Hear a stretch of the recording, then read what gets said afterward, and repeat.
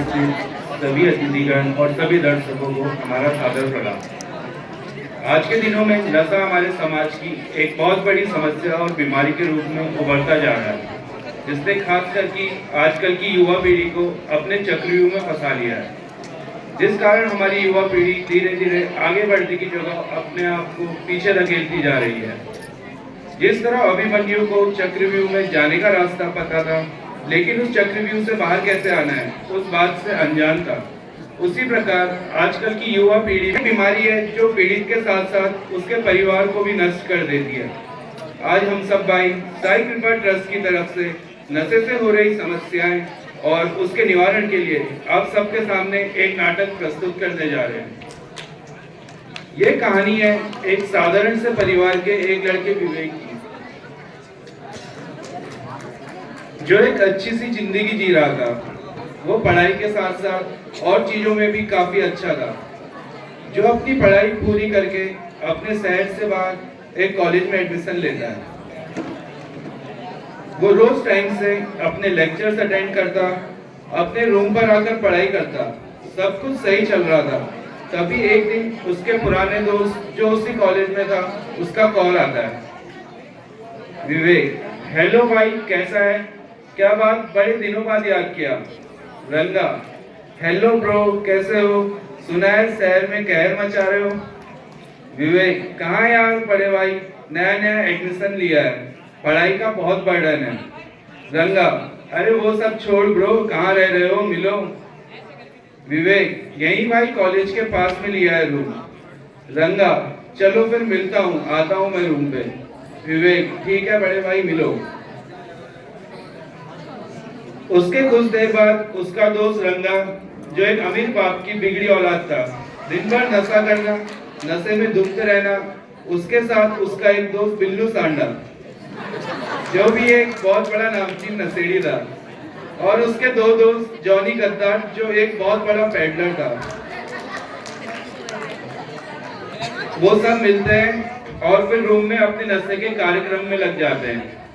सब चीजों से अनजान विवेक को समझ नहीं आता कि वो क्या कर रहे हैं।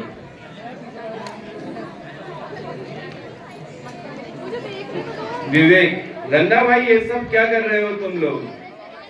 रंगा, टिचकू ब्रो, टिचकू। रंगा, जन्नत का मजा है ब्रो, मौत का सामान। आओ भद्रा, तुम भी जुड़ जाओ हमारी वानर सेना में।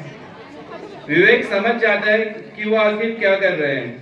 वो उनसे मना कर देता है और अपनी पढ़ाई करने बैठ जाता है। उसका मन लेकिन पढ़ाई में ना लगते हुए उन पर ही रहता है। वो देखता है कि यार कितना मजा कर रहे हैं, ये सब हंस रहे हैं, बढ़िया खुश हैं। थोड़ी देर बाद वो सब नशा करके जब रूम से चले जाते हैं, तो उनके जाने के बाद भी विवेक उनके बारे में ही सोचते रहता है। वो उनकी लाइफस्टाइल से अट्रैक्ट हो जाता है। पूरी रात विवेक उन्हीं सोच विचारों से खेलता रहता है कि यार जो सब वो कर रहे थे कितना मजा आ रहा था, ना कोई टेंशन, ना कोई बर्डन। विवेक बोलता है, मुझे भी वैसा ही लाइफस्टाइल चाहिए, मुझे भी उनकी तरह ही मजे लेने हैं, कोई करियर का टेंशन नहीं, कोई पढ़ाई का बर्डन नहीं। अब वो सिर्फ सुबह होने का वेट करता है और सुबह होते ही वो कॉलेज में जाकर अपने दोस्त को कॉल करता है। विवेक, रंगा भाई कहाँ हो? रंगा, बस छोटे, यही हूँ मैं तेरे रूम के पास। विवेक, आओ यार फिर रूम पे मिलो। बाबा अपना वो सामान वगैरह जरूर लेके आना, मुझे भी करना है। रंगा, सही है ब्रो, मिलता हूँ, आता हूँ, तेरे को भी आज वाइफ दिलाई सही वाली। रंगा और उसके दोस्त उसके रूम में पहुंचते हैं। रंगा, बाबा आज अपना भाई भी हवाई जहाज उड़ाएगा। बिल्ला और जॉनी, सही बाबा, आओ, चलो सामान भी आज सीधा बिलासपुर का है। सब मिलकर विवेक को नशा कराते हैं। विवेक नशे में मजा करता है, खुश होता है, नाचने लगता है, और वो सब विवेक को नशा करवाकर रूम से चले जाते हैं। आज विवेक को बड़ी अलग सी फील आती है और वो उसे बहुत अच्छा लगता है। वो दिन था, उसके बाद से विवेक रोज नशा करने लगा। वो अब सीधे साधे बच्चे से एक छिछोरा और कूल लड़का बन गया था, जैसा वो बनना चाह रहा था। कुछ दिनों बाद विवेक अपने कॉलेज बिना नशे करे जाता है और वहां उसे शरीर में दर्द, पेट में दर्द और घबराहट होने लगती है। उसे कुछ समझ नहीं आता है। वो अपने दोस्त को कॉल करता है और बताता है, तो उसका दोस्त रंगा उससे बोलता है, भाई तेरे को सिकनेस हो रही है, जो तूने आज नशा नहीं किया है। और इसी बात का उसके दोस्त को इंतजार था। विवेक को अब ड्रग्स की डिपेंडेंसी हो गई थी। विवेक, तो भाई आओ यार, कुछ करा दो यार, बड़ी दिक्कत हो रही है। रंगा, भाई यार तू तो मेरी जान है, मुफ्त की फिनाइल हो गया है तू। नशा करना है मेरे भाई तो पैसा तो फूकना ही पड़ेगा ना मेरी जान। विवेक, ठीक है बड़े भाई, मैं करता हूँ इंतजार, तू जल्दी रूम पे आ। थोड़ी देर बाद विवेक पैसों का इंतजाम करता है। उसके दोस्त आते हैं, पैसे लेके उसे नशा कराते हैं और फिर उस दिन से विवेक की यूजिंग बढ़ जाती है। वो दिन के हिसाब से और ज्यादा नशा करने लगता है।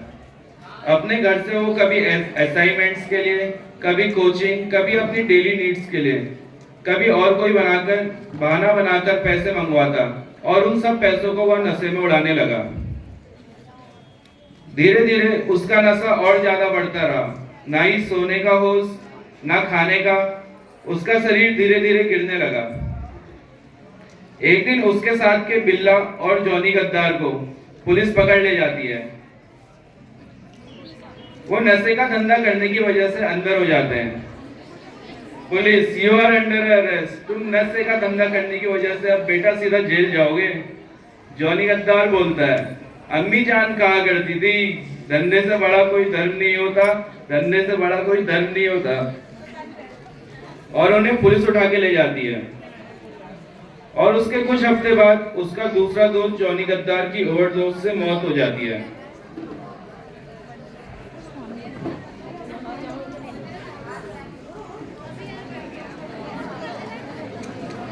अब विवेक एकदम अकेला था। वो अब अपने रूम में अकेले बैठ के नशा करता। वो बहुत कमजोर हो गया था।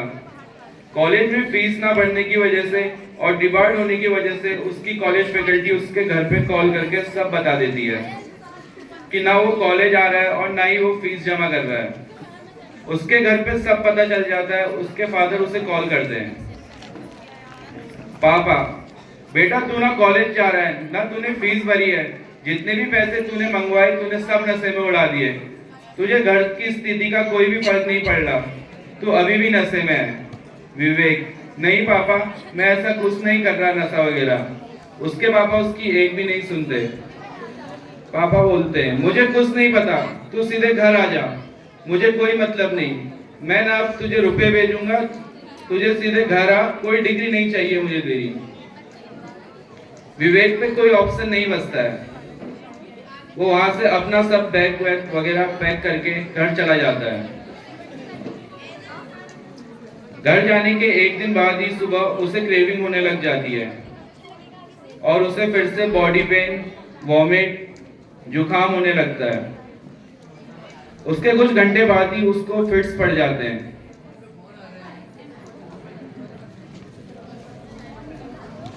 उसके पापा डर जाते हैं और उसे हॉस्पिटल लेकर जाते हैं। हॉस्पिटल पहुंचते हैं तो डॉक्टर बताते हैं कि उसे ड्रग्स ना लेने की वजह से विड्रॉल्स पड़े हैं, कि वो ड्रग्स की डिपेंडेंसी की वजह से सिकनेस में था और अगर वो उसे चाहते हैं बचाना तो उसे अब ट्रीटमेंट दिलाना पड़ेगा। वहां से उसके फादर को साई कृपा ट्रस्ट का मैसेज मिलता है। उन्हें पता चलता है कि उस फाउंडेशन से काफी एडिक्ट सही हुए हैं और आज एक नशा मुक्त जीवन जी रहे हैं। वो टाइम ना खराब करते हुए विवेक को वहां एडमिट कर देते हैं। Treatment scene.